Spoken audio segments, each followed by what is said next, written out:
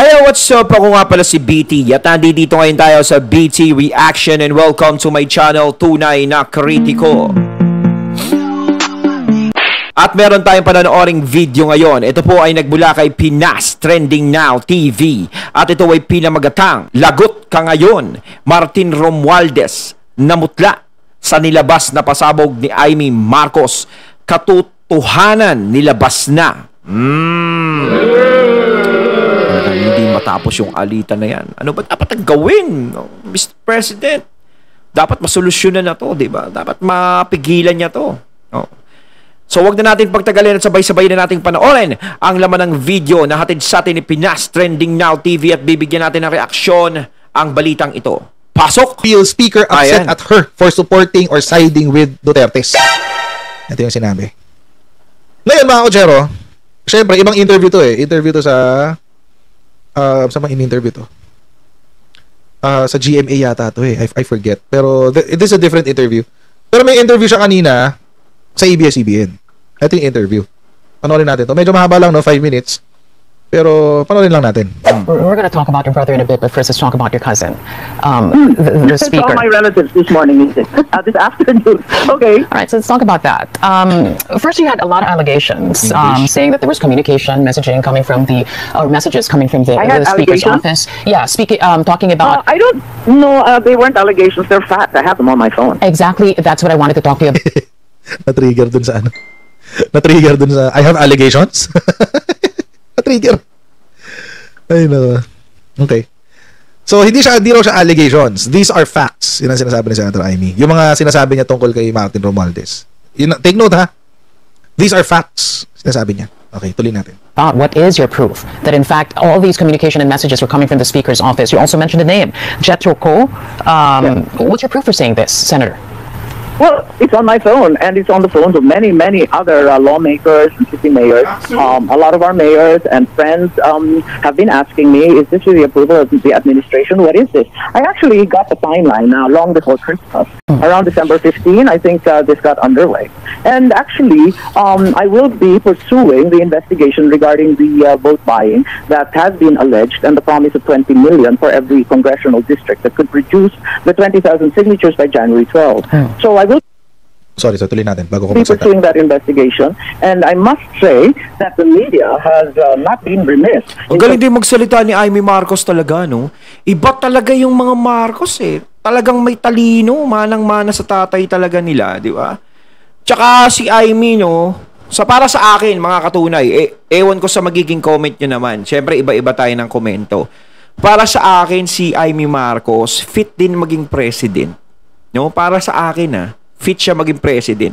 At saka may tapang siya eh. Parang nakuha niya yung tapang ng ng father niya. No, ni Apo Lakay. Kasi kita natin na kung gaano siyang katigas eh. Kahit babae siya. No? Talagang pinaglalaban niya kung ano yung tama. Although may nagkakaroon nga ng nagiging issue ngayon sa mga Marcos at mga Duterte. Pero sa akin, hindi ko tinitignan yun eh. Kasi alam ko sa sarili ko hindi ganun ang alitan ng Marcos at Duterte. Wala silang alitan, wala silang problema. Ang meron lang talagang problema is syempre dito sa Romualdez, hindi sa mga Marcos. Kung meron mga alitan, yun nga, Duterte, kasi Romualdez nga, di ba? Pero sa Marcos, wala akong nakikitang problema. Kaya kampante pa rin ako sa mga Marcos. Kung ang problema lang kasi dito is hindi masyadong nagsasalita si PBBM, no? Baka busy, 'di ba? Di ba? Pero baka malay natin, no? Nagsalita lang kasi siya eh. Isang beses nagsalita siya, dalawa. So malay natin, eto talagang mamaya magsalita si PBBM, magulat tayo, mag-live siya. Ayaw nyo bang tumigil diyan? Senado tsaka Kongreso? Ano ba gusto nyo mangyari? Gusto nyo patanggal ko kayo pareho? Malay nyo biglang gumanon si PBBM, collating all the material. There are endless videotapes. There are many witnesses. There are photographs. There's all sorts of evidence that, in fact, these offers were made. Okay. So, doon muna tayo sa part na yun. Nung sinabi ni Carmina ng ABS-CBN, syempre sa ANC yan. Anti-Marcos na yan, umpisa pa lang. Pero, syempre, let's give them the benefit of the doubt. So nung sinabi na these are not allegations, these are facts. Tapos tinanong siya, where are these things coming from? it's on my phone. And it's on the phone of many mayors, etc., etc. Parang, wala naman kami access sa phone mo, madam. Di ba? Wala naman kaming access sa telepono ng mga tao sa paligid nyo, sa mga tao sa politiko. Di ba? Ang pangit. Ang pangit. Ang pangit to, Sen. I mean, I'm still to some degree, I'm still supporting Senator Amy, pero she wasn't like this before. Hindi siya ganito dati. Dati, kapag meron siyang nilalabas na ng mga pasabog, meron talaga siyang kasamang ebidensya. As in, nilalabas niya pati ebidensya. But this time around, it's different. Ang sagot is, it's on my phone. Baka naman ilalabas. Ilalabas din eventually. Siguro sa hearing. Sana sa hearing ilabas. Kasi mga kutsero, kahit ayaw ko kay Martin Romualdez at gusto kong suportahan si Senator Amy, pero mahirap kasi i-base yung suporta mo sa hangin. So, may ebidensya. Diba? Mahirap mag-base ng suporta sa laway. Kasi, marami pong nagsasabi dyan, nangangako, ng kung ano-ano. Diba? Sasabihin, totoo yung mga kwento ko, pero, kasi nungalingan naman pala. May diba? punto rin. It doesn't matter if it's on the phone of Senator Amy. No, it doesn't matter. What matters is, ano ba yung ano? And kaya nga, I'm hoping na kapag itunuloy niya yung kanyang pag-iimbestiga dito sa vote buying ng People's Initiative, siya rin mismo ang maglalabas ng kanyang ebidensya. Kasi ayun, tama din naman si Coach Jared to, alam ko eh. So tama din naman na kung may namumuo ka na sa investigasyon mo is ilabas mo na. Pero siguro Coach baka hindi pa buo kaya hindi pa gano'n nilalabas ni Senator Amy. Kasi di ba pag naglabas tayo ng ebidensya, kailangan is yung buong buo talaga. Maipakita mo talaga yung kabuuan ng ebidensya na yun talaga ang magiging malakas na katibayan mo laban dun sa inirereklamo mo. Baka mamaya hindi pa buo, pero ano yung ebidensyang yan? Kailan kaya lalabas siya? Ano yung chika-chika tayo rito? She's pointing at Martin Romualdez as the culprit for all of these things. Mas madali naman sigurong suportahan kayo sa laban nyo kung mayroong ebidensya kayong ilalabas. Baka pong ending yan, parang yung kay Harry Roque, I have an A1 source. A1 source na si PBBM naaning sa distab na kinausap daw ni Digong ang mga generals at yung mga generals nagsumbong kay PBBM kaya naaning siya sa distab. Tapos biglang sasabihin ni Digong, I did not talk to any general. Diba? O baka parang katulad yan nung mga sinasabi nila Maharlika, nung mga ibang vloggers na galit sa admin ngayon na merong video ng pulburon na nagda-drugs daw, nagko-cocaine si PBBM. Tapos all of a sudden, biglang nung tinanong si Digong, biglang sinabing, wala yan? Wala yan? Oh. Tapos ngayon, dinadawit ngayon si Senator Amy dyan. Na si Senator Amy daw ang may hawak at siya raw nakakaalam ng video. Oh. Pati yun? Oh. Grabe. Paano yun? Mas madali ho kasi, alam nyo mga kutsero, mas madali hong maniwala sa, lalo ngayon in this day and age, na usong-uso na yung mga screenshot. Di ba? So if it's in the phones of... Mas madaling maniwala ngayon sa mga ebidensyang hausyaw, no? Kasi mga screenshots, pwede mo gawin yan Ever. Why not? Diba? Pakita nyo na yung mga screenshot. Pakita nyo na sa amin.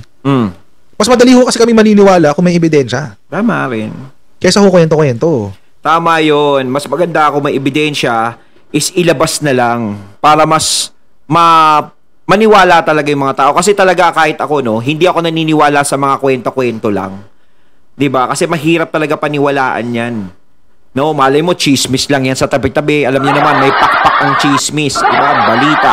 Mas maganda kung kompleto na ang ebidensya, kung meron talagang ebidensya para malaman namin kung anong ibinibintang o ganyan ang problema, ilabas, ipakita, ipaliwanag sa taong bayan. Mahirap po kasi ng kwento-kwento. Partida mga kutsero Ito partida. Ako, ayoko na kay Martin Romualdez Partida. Ayoko sa kanya. Dahil trapo siya. Trapong-trapo si Martin Romualdez. Kaya ayoko sa kanya. Pero, hindi ko masakyan yung sinasabi ni Senator Amy kasi walang ebidensya. Paano ko sasakyan? Paano mo sasakyan? Walang ebidensya. Di ba, na-trigger nga siya doon sa sinabi ni Carmina. Sabi ni Carmina, about these allegations that you're saying, about this blah, blah, blah. Allegations? They're not allegations, they're facts. Nang tinanong, nasaan yung facts? They're in my phone. Ano pong gagawin namin sa telepono niyo? Ano pong gagawin namin sa telepono niyo, ma'am? Di ba? Huwag naman usanang ganun. Kasi, you're alleging serious stuff. These are very serious stuff. And, as much as I want to support yung cause ni Senator Amy, ang hirap suportahan. Kasi walang ebidensya.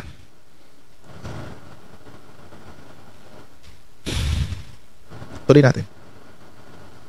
Do you think that these offers were made without the knowledge of the Speaker, Senator? It's unlikely because the numbers that were utilized were from the office of the Speaker. In the beginning, I thought it could have just been some random text, but later on, I realized that they were being followed up from the office of the Speaker with staff and attorneys that are clearly employees there. Which brings me now to an earlier interview. Yun. So, sinasabi ng Senator Amy, ang tanong sa kanya is, what makes you, baka naman may pagkakataon na hindi involved ang office of the Speaker, sabi. Tapos sabi ni Senator Amy, it's unlikely kasi yung mga kumukontak are from the office of the Speaker, mga abogado ni Speaker, etc., etc. Again, I reiterate the same question.